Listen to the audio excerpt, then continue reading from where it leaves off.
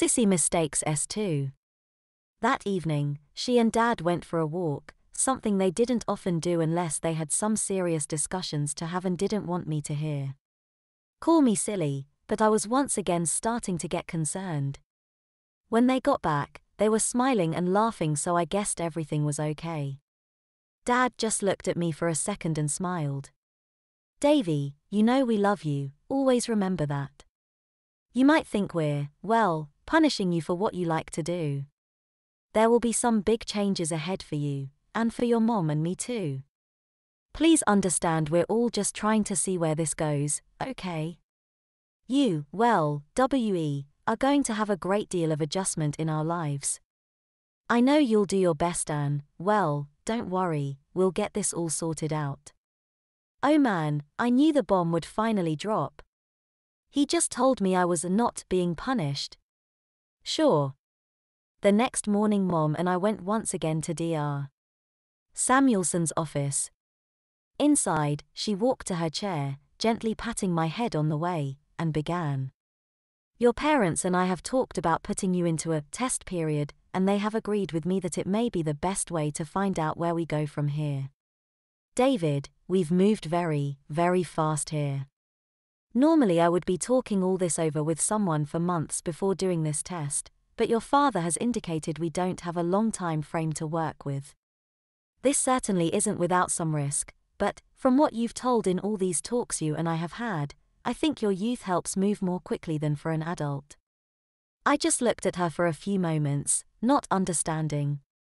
She laughed lightly, and went on to explain. You're probably wondering what I'm talking about.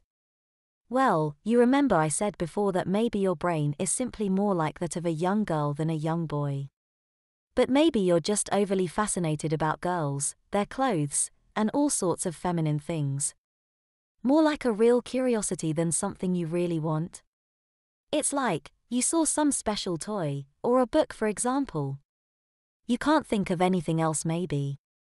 Then, you get that thing and after a few days you play with it or read it, and usually get bored with it pretty quickly. So, you go back to your other toys, or books, or whatever you want to imagine comparing it to. It could wind up being the perfect all-around toy, or book, or whatever, and it's with you forever. That may be your desire to look and even be like girls. Maybe it's just a curiosity that you would get bored with. Maybe it's the perfect fit for what you need. Does that make sense? I nodded my head. I think I understood what she was getting at. Okay then. The next task for us all is how to find out if being a girl is that special toy or book that lasts, or if it's just an immense curiosity for you. A psychology professor in Canada described, in some of his lectures, the idea of a test to figure out a very similar question about some people's desire to become someone different. For example, someone who always thought they wanted to be a dancer would be given the chance to actually study dance and try performing. They might discover it wasn't what they thought it would be. It wasn't just glamorous and exciting, it was hard work even if they were good at it. If they found it wasn't what they really thought it would be like, they could move on with their other plans and dreams and no harm was done. In a way, that's exactly what we want to do with you. Find out if your desire is more than just, well, curiosity. To do that, you are going to have to be a girl for a while, a test period. Your parents will treat you like a girl, you will have to dress like a girl, act like a girl, and face obstacles a girl your age would face. If this is simply an overwhelming curiosity about what it would be like to be a girl, and nothing more, you'll get tired of it very quickly, I'm sure.